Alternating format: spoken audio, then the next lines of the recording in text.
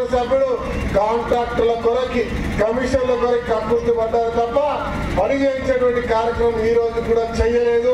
అది ఎక్కడికక్కడ ఆగిపోయింది.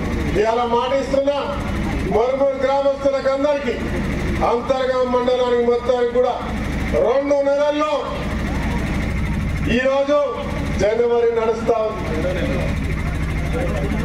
ఫిబ్రవరి నడుస్తా ఉంది, మార్చి ఏప్రిల్లోగా చివరిలోగా ఇక్కడ నీళ్లు ప్రారంభించే కార్యక్రమాన్ని ఖచ్చితంగా చేస్తాం. ఇది మనం గౌరవ ముఖ్యమంత్రి రేవంత్ రెడ్డి గారు ఇచ్చినటువంటి మాట. రేవంత్ రెడ్డి గారికి ఆ రోజు మన ఊర్లో పాదయాత్ర వేసి పడుకున్నటువంటి మనతో పాటు కలిసి నడిచినటువంటి బట్టి విక్రమ గారికి ఇదివరకే చెప్పడం జరిగింది.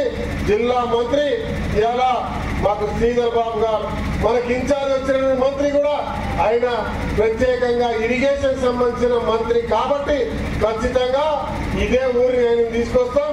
ఇక్కడ ఆ లిఫ్టును ప్రారంభం చేస్తాం. ఆ లిఫ్టును ప్రారంభించడం కాకుండా మన ఇతర ప్రాంతాలకు నీళ్ళు వచ్చేటువంటి